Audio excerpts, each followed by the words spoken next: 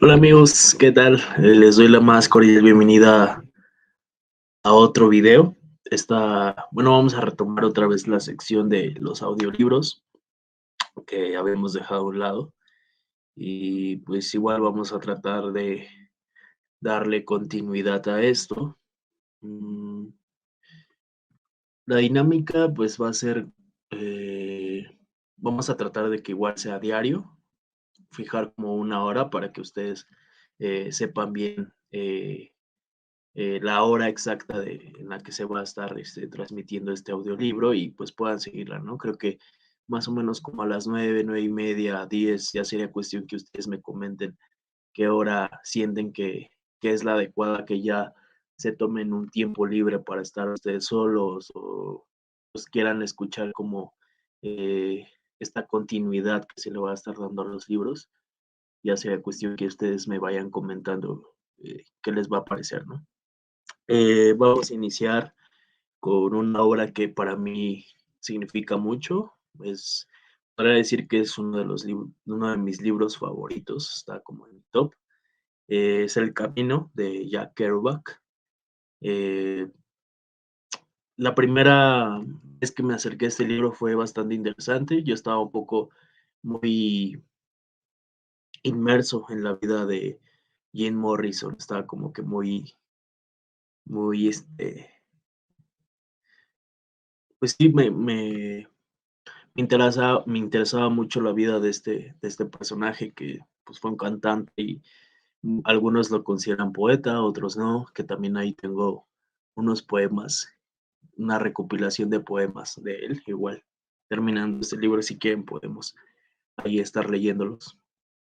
Y bueno, les comento que fue como la primera instancia que tuve eh, en este libro, este acercamiento, porque para Jim Morrison este libro lo consideraba como su top, o sea, sí, igual su libro favorito y aparte creo que de alguna forma influenció mucho los valores que tuvo, o sea, la personalidad, incluso pues lo que le dio a su grupo, ¿no? Del grupo de Doors, creo que también estuvo como muy influenciado por esta generación, que pues en total, bueno, en sí en general la generación se llama así, se le llama generación Beat, que son tres pilares los que fundaron esta generación.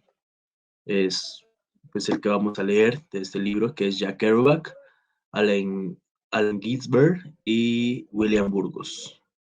Ellos fueron como los tres pilares, por ejemplo, de Ginsberg, el libro cúspide de su vida, pues se llama El Aullido, y de Burgos es el almuerzo al desnudo.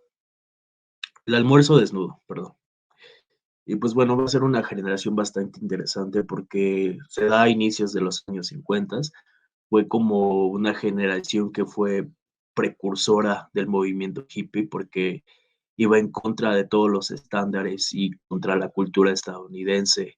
Se rebelaba contra pues todos estos estereotipos que tiene esta cultura estadounidense sobre otras culturas, principalmente rescatan mucho al orientalismo, contradicen los estándares de la sexualidad, pues del hombre y la mujer, de cómo deben ser las posiciones sexuales y todo eso, pues en fin, ¿no? Y obviamente con un toque de muchísimas drogas van a influenciar bastante a esta generación, ¿no? Y como les mencionaba, pues fue precursora como del movimiento hippie de los años 60. Vamos a hacer bueno, ahorita solamente va a ser como bueno, esto fue el preludio, para que más o menos se den una idea de todo el contexto de esta generación y también de este personaje.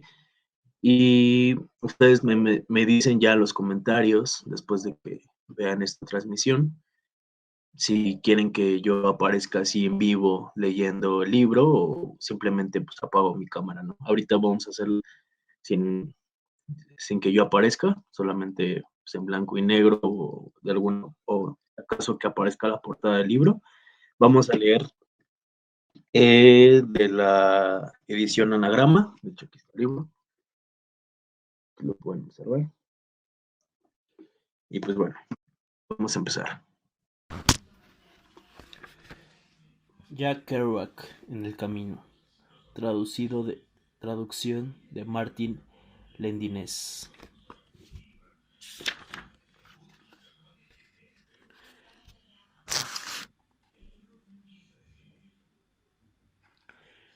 Breves notas a la traducción.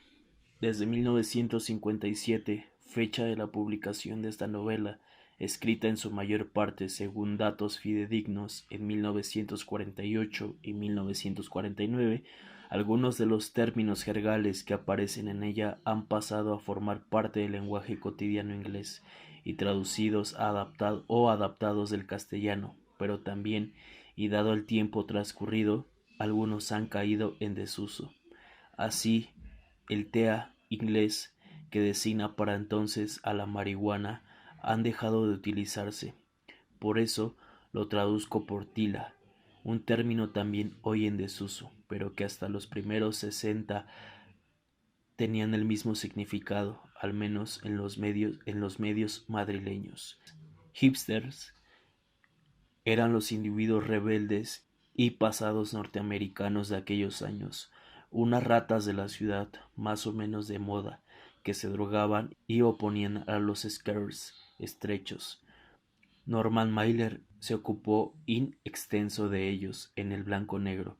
El bop es, como se sabe, un tipo de jazz. Otros términos musicales como el swing, cool, ragtime, highball music se utilizan en su forma inglesa por los entendidos, y así han quedado en esta versión.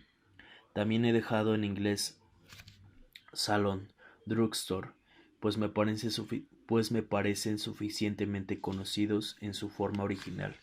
No he traducido el imperialista América por Norteamérica o Estados Unidos, que es lo que se designa en el libro. Me parece que en esa forma se adecua mejor a las pretensiones épicas que a veces apunta Kerouac.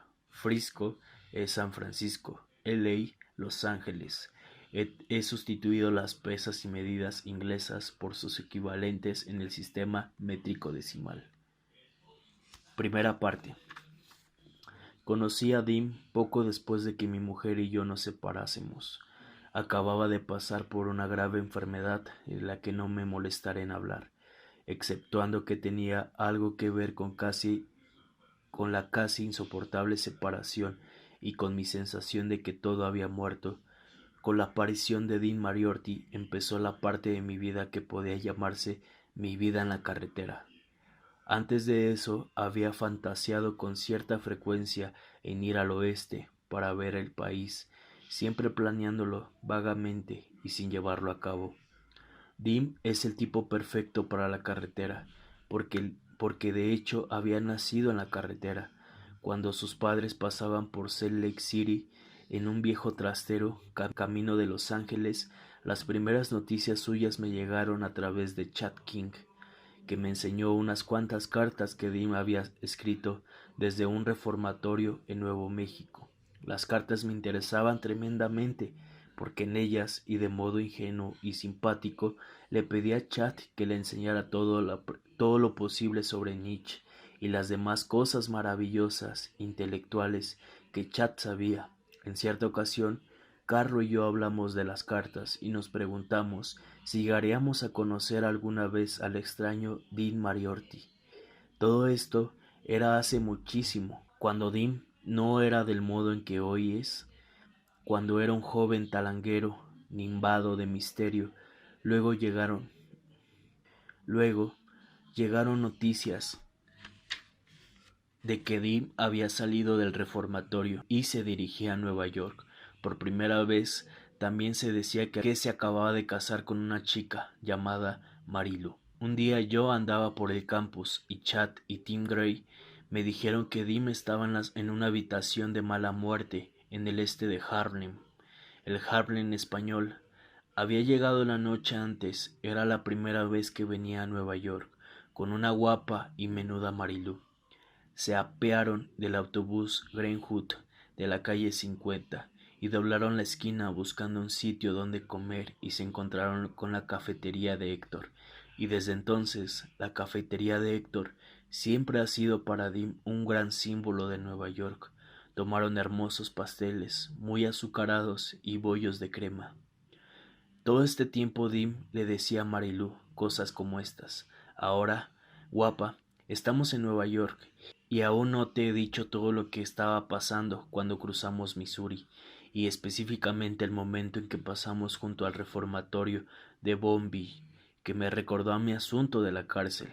Es absolutamente preciso que ahora pospongamos todas aquellas cosas frecuentes a nuestros asuntos amorosos, personales, y empecemos a hacer inmediatamente planes específicos de trabajo. Y así seguía de modo en que era aquellos primeros días. Fui a un cuchitril con varios amigos y Dim salió a abrirnos en calzoncillos. Marilú estaba sentada en la cama. Dim había despachado al ocupante del apartamento a la cocina, probablemente a hacer un café, mientras él se había dedicado a sus asuntos amorosos, pues el sexo era para él la única cosa sagrada e importante de la vida. Aunque tenía que sudar y maldecir para ganarse la vida y todo lo demás, se notaba eso en el modo en que movía la cabeza, siempre con la mirada baja, asintiendo, como un joven boxeador, recibiendo instrucciones para que uno creyera que escuchaba cada una de las palabras, soltando miles de síes y de acuerdos. Mi primera impresión de Dim fue la de un Gene Autry joven. Buen tipo, escurrido de caderas, ojos azules, auténtico acento de Oklahoma, un héroe con grandes patillas del Nevado Oeste. De hecho, había estado trabajando en un rancho en el Edward, en Colorado, justo antes de casarse con Marilú y venir al este. Marilú era una rubia bastante guapa, con muchos rizos parecidos a un mar de oro.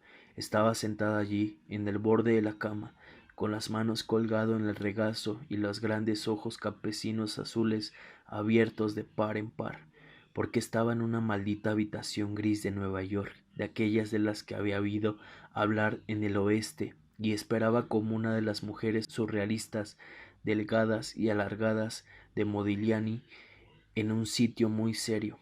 Pero, aparte de ser una chica físicamente agradable y menuda, era completamente idiota y capaz de hacer cosas horribles.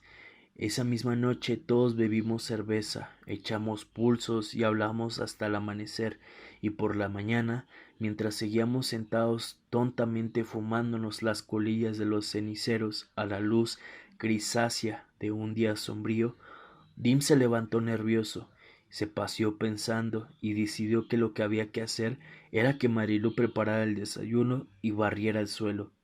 En otras palabras, tenemos que ponernos en movimiento, guapa, como te digo, porque si no siempre estaremos fluctuando y careceremos de conocimiento o cristalización de nuestros planes.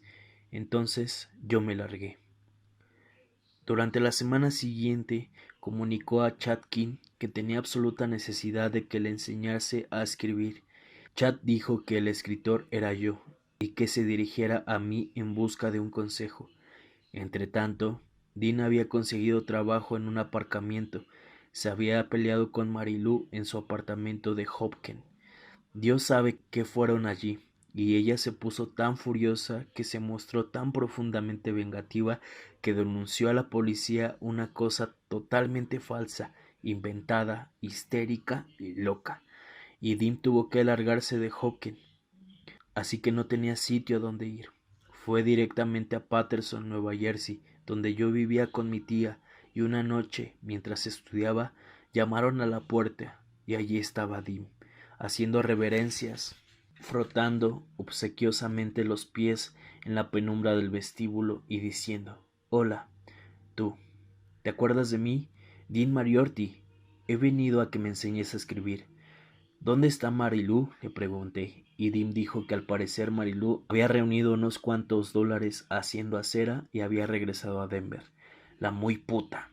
Entonces salimos a tomar unas cuantas cervezas, porque no podíamos hablar a gusto delante de mi tía, que estaba sentada en la sala de estar leyendo su periódico, echó una ojeada a Dim y decidió que estaba loco.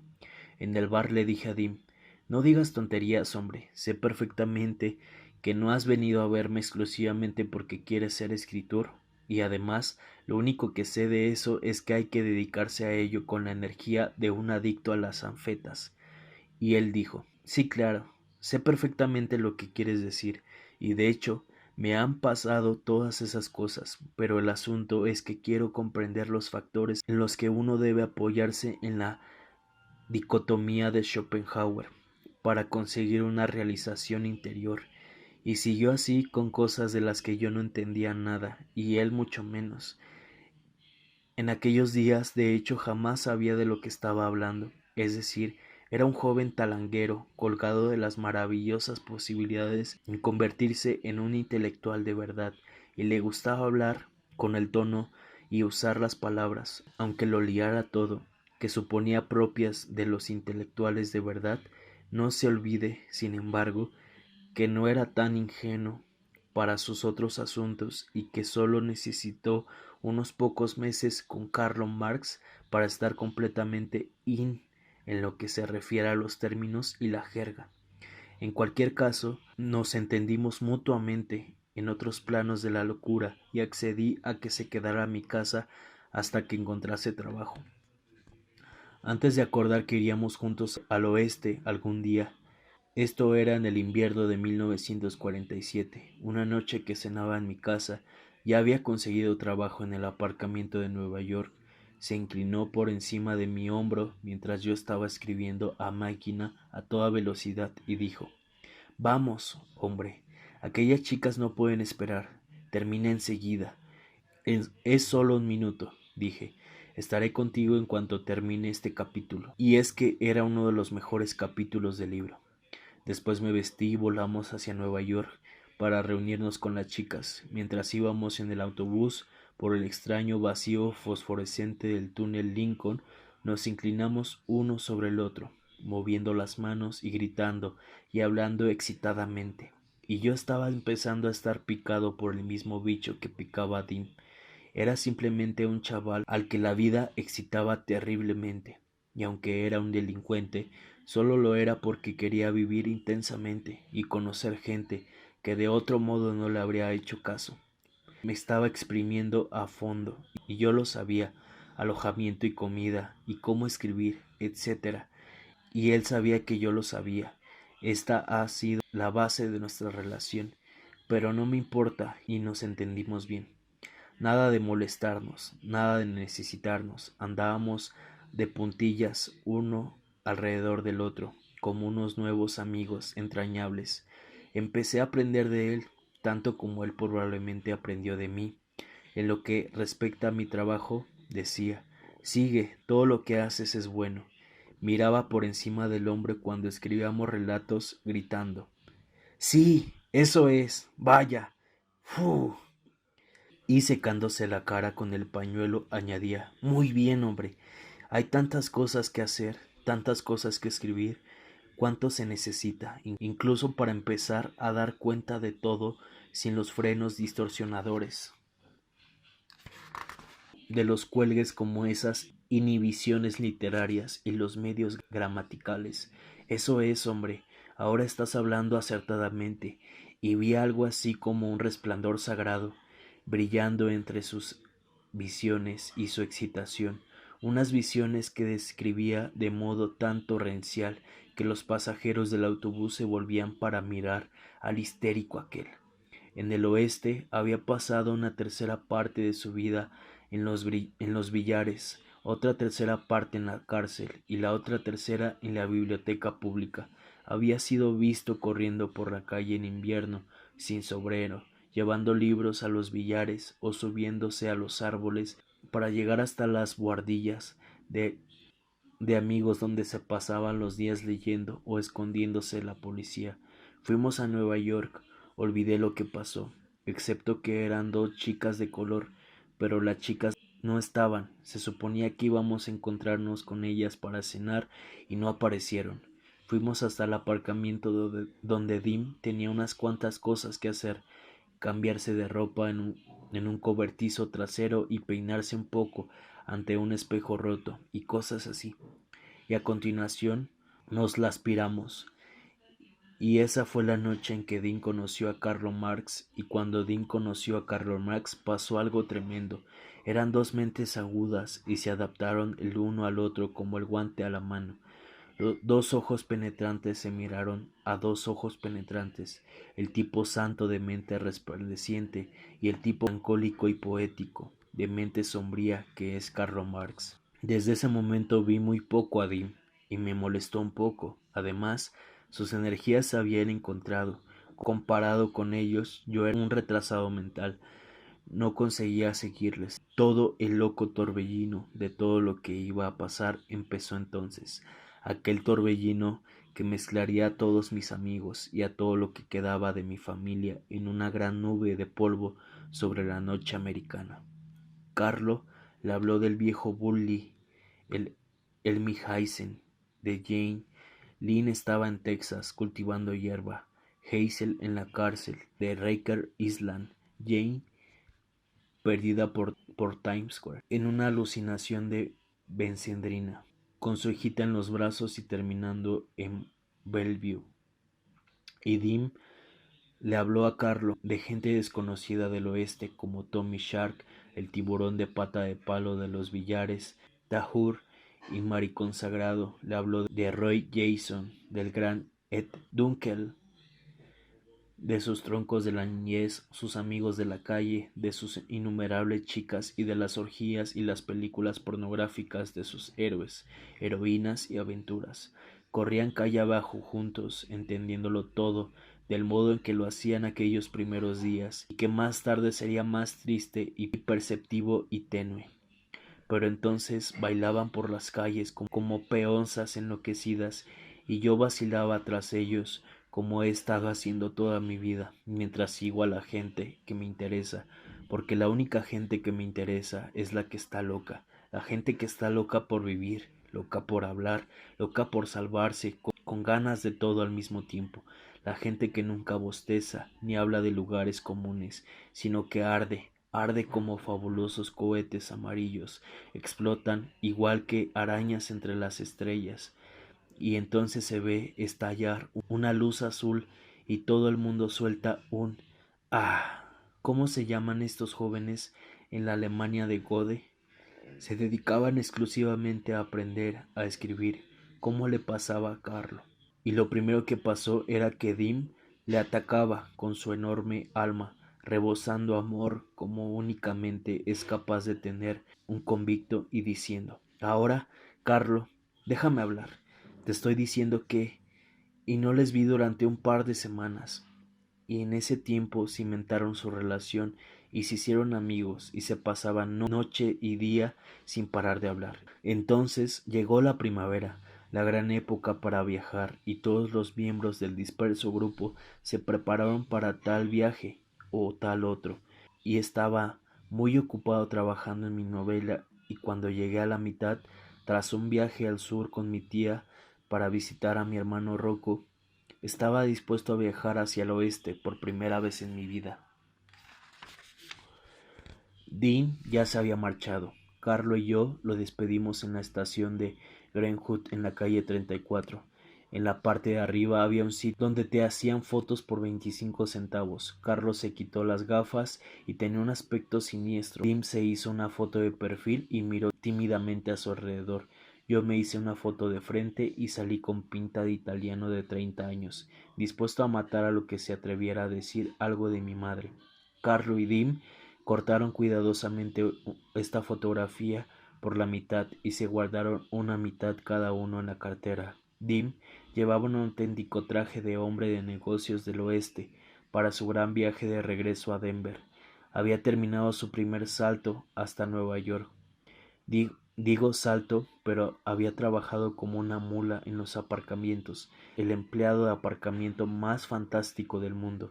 Es capaz de ir marcha atrás en un coche a 60 kilómetros por hora, siguiendo un paso muy estrecho, y pararse junto a la pared, saltar, correr entre los parachoques, saltar dentro del otro coche, girar a 80 kilómetros por hora en un espacio muy pequeño, llevarlo marcha atrás hasta dejarlo en un lugar pequeñísimo. ¡Plash! Cerrar el coche que virba todo entero mientras él saltaba afuera. Entonces, vuelta a la taquilla de los tickets, sprintando como un velocista por su calle, coger otro ticket, saltar dentro de otro coche que acaba de llegar antes de que su propietario se vaya apeando del todo, seguir a toda velocidad con la puerta abierta y lanzarse al sitio libre más cercano, girar, acelerar, entrar, frenar, salir, trabajando así sin pausa, 8 horas cada noche, en las horas punta y a la salida de los teatros, con unos grasientos pantalones de borrachuzo y una chaqueta deshilachada y unos viejos zapatos. Ahora lleva un traje nuevo a causa de su regreso, azul con rayas, chaleco y todo, a $11 en la Tercera Avenida, con reloj de bolsillo y cadena, y una máquina de escribir portátil con la que va a empezar a escribir en una pensión de Denver en cuanto encuentre trabajo. Hubo una comida de despedida con salchichas y judías en un Ricker de la Séptima Avenida, y después Dim subió a un autobús que decía Chicago y se perdió en la noche. Ahí se iba nuestro amigo pendenciero. Me prometí seguirle en cuanto la primavera floreciese de verdad y abriera el país. Y así fue como realmente se inició toda mi experiencia en la carretera, y las cosas que pasaron son demasiado fantásticas para no contarlas.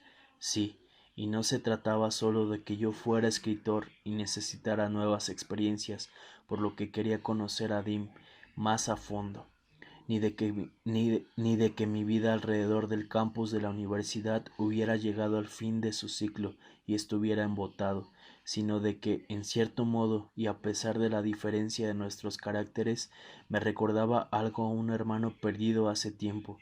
La visión de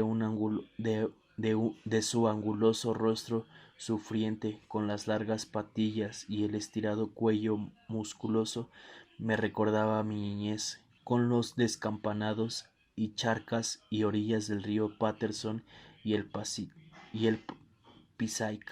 La sucia ropa del trabajo le sentaba tan bien que uno pensaba que algo así no podía adquirir en el mejor sastre a medida, sino que en el sastre de la alegría natural, como la que Dim tenía en pleno esfuerzo, y en su animado modo de hablar ya volvía a oír las voces de viejos compañeros y hermanos debajo del puente, entre las motocicletas, junto a la ropa tendida del vecindario y los adormilados porches donde por la tarde los chicos tocaban la guitarra mientras sus hermanos mayores trabajaban en el aserradero. Todos mis demás amigos actuales eran intelectuales: Chad, el antropólogo nietzscheano; Karl Marx, en su constante conservación seria en voz baja del surrealista chalado; el viejo Bully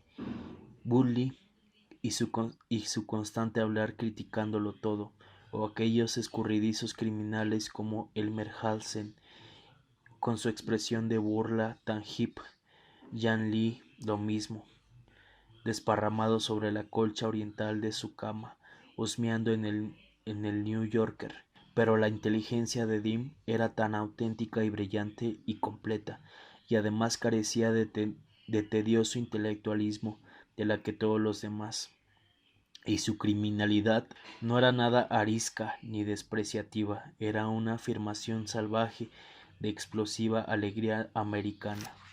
Era el oeste.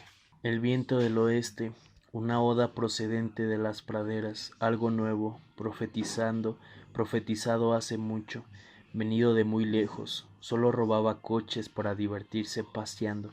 Además, todos mis amigos neoyorquinos estaban en la posición negativa de pesadilla de combatir la sociedad y exponer sus aburridos motivos librescos o políticos o psicoanalíticos, y Dim se limitaba a desplazarse por la sociedad, ávido de pan y de amor. No le importaba que fuera de un modo o de otro, mientras pueda ligarme una chica guapa o con un agujerito entre las piernas, mientras podamos comer. Tío, ¿me oyes? Tengo hambre, me muero de hambre, vamos a comer ahora mismo. Y pasara lo que pasara, había que salir corriendo a comer, como dice en el Eclesiastés: donde está tu lugar bajo el sol. un pariente occidental del Sol. Ese era Dim.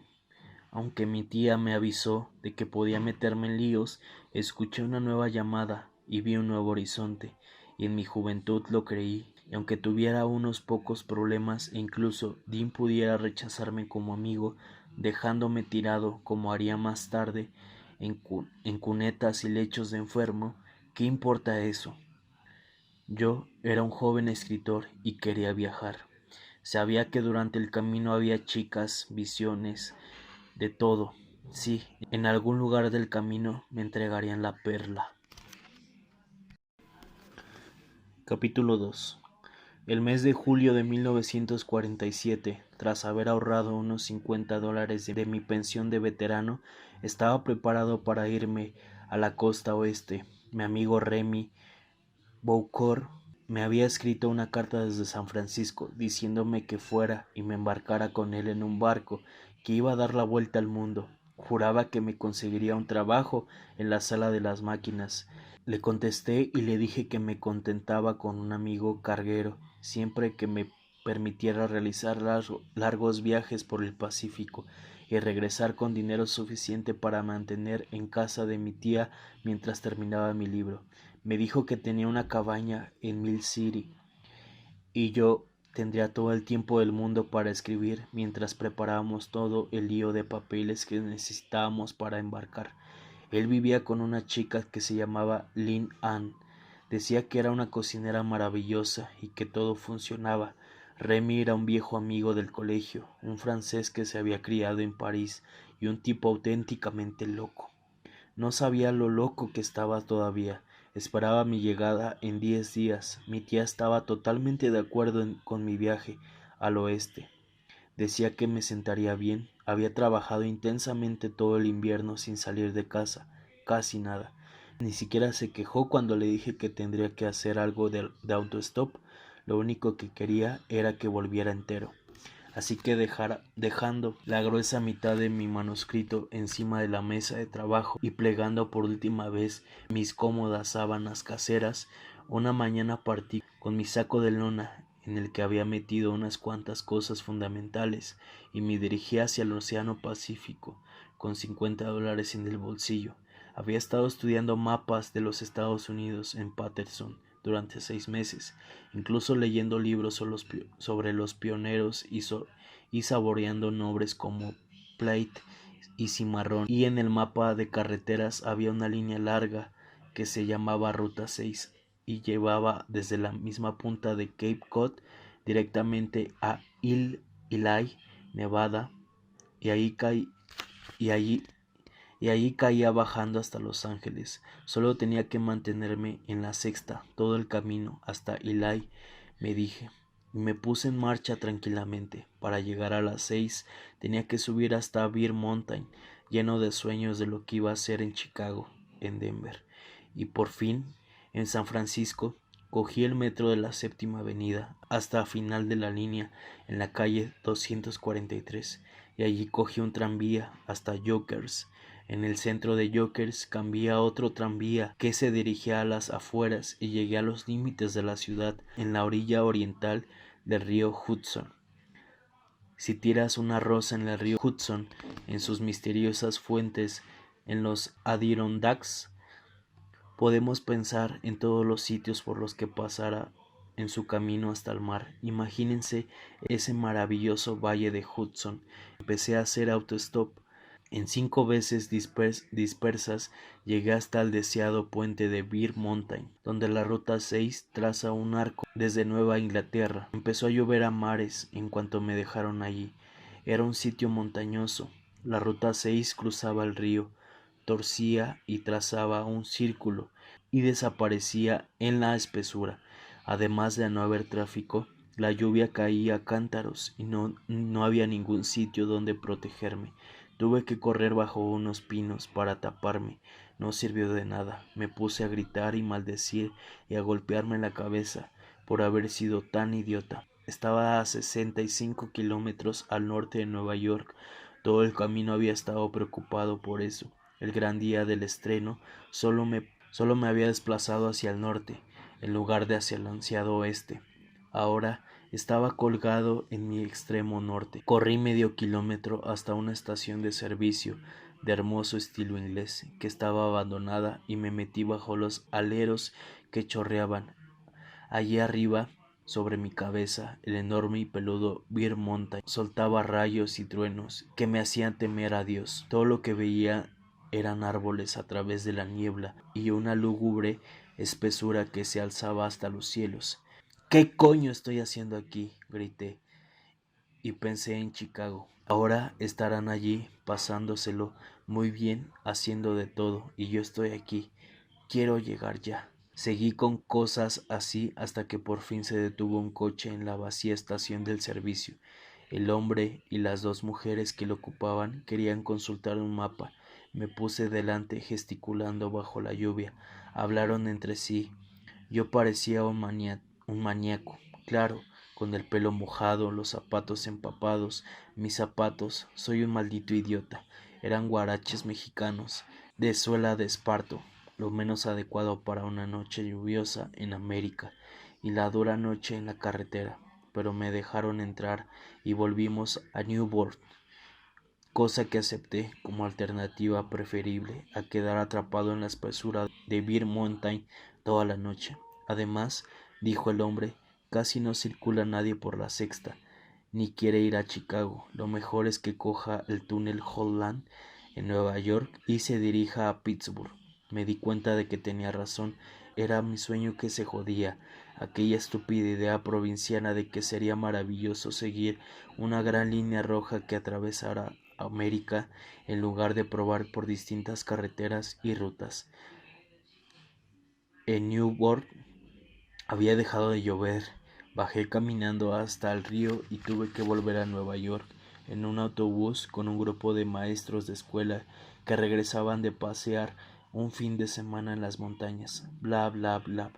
Y yo soltando tacos por todo el tiempo y el dinero que había malgastado, diciéndome que quería ir al oeste, y aquí estaba tras pasar el día entero y aparte de la noche subiendo y bajando hacia el norte y hacia el sur, como si fuera algo que no podía empezar a hacer.